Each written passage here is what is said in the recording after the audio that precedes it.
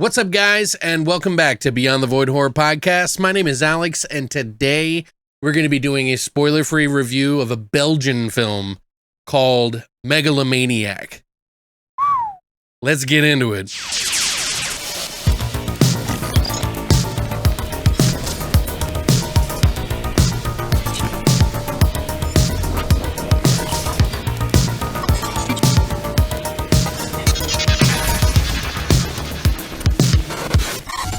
So I just got done watching this movie on a screener. Thank you very much, Dark Star Pictures, for allowing me to see this movie. This is a film that was out in the festivals last year, and very few have gotten to see it other than those festivals. It won about 7 awards at these festivals as well, including Best Score, Best Cinematography at Grimmfest, Best Film for Monsters, Toronto Horror Film Festival, and it also got Fantasia Film Festival's Best Film and Outstanding Performance Awards. Plus, the Brooklyn Horror Film Festival, it looks like it won the Best Performance for the lead role, which, holy shit.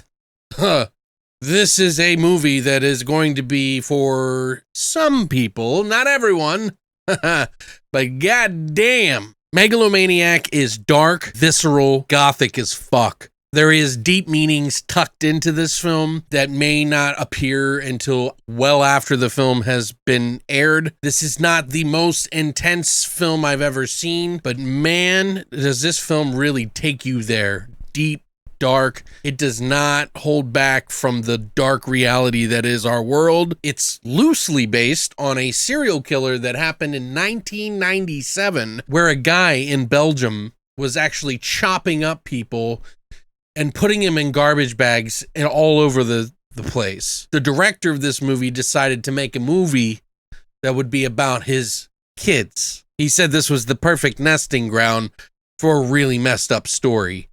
And boy, howdy. So what is Megalomaniac all about? The line that I'll read to you is going to be very vague, and perhaps maybe that's the best way to go into this film. Just know I really enjoyed the film. It is not an enjoyable film, but it is one that is not soon to be forgotten. Yeah. This movie is written and directed by Karim Ul-Hajj. So I'm going to basically tell you what they say that's vague, and then after that, I'll tell you what loosely the story is based on. So Megalomaniac says that it questions the visible line between victim and executioner and how it is crossed. A film about the weight of patriarchy and the illusion of Manichaeism. Now, I had to look that last word up. Manichaeism. It's not one that everyone's probably going to understand. Patriarchy? We got it. Manichaeism is basically a dualistic religious movement that happened in Persia in the 3rd century by a man named Mani, who was known as a prophet of sorts. And he was saying that basically all the other religions, including Zoroaster's, Jesus, and all this, were irrelevant to his teachings. I could probably tell you an entire episode on just this religion and how interesting it is. But the short and skinny of it is that it is, at its core, Manichaeism was a type of Gnosticism, which, like I mentioned, is a dualistic religion that offered salvation through special knowledge, gnosis. In fact, I have a band that I started up called Subgnostic. That's the title of it because it's sub-Gnostic. Gnostic meaning knowledge.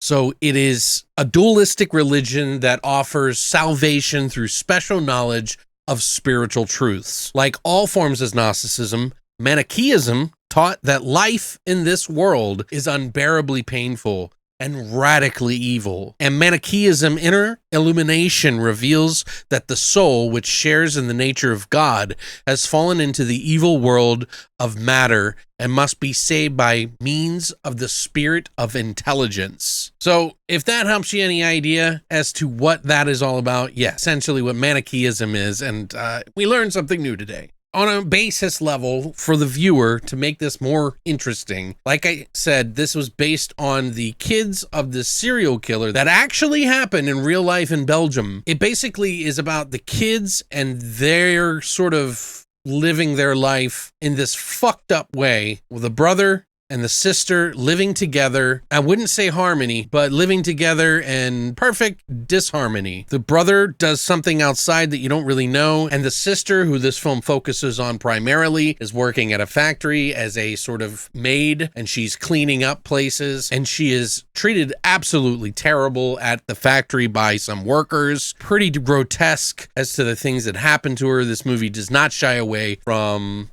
torture, essay, and other disgusting things, but it is insanely visceral and insanely atmospheric. This is going to be a slow burn. For a lot of people, that's not going to be a good thing, but for me, the music, the camera work, everything is really, really stellar. Like, the shots in this film are just fantastic. It's like every single frame is meant to have a reason. And all of the acting in it is extremely, like, they take the time to really soak in the dialogue. It may not really make sense to you as to what they're talking about in the beginning of the film, but it starts to elaborate itself over the course of the film as you go through all of these different, very intense moments. And the music is like, bam, it is really intense and goes so insanely well with this.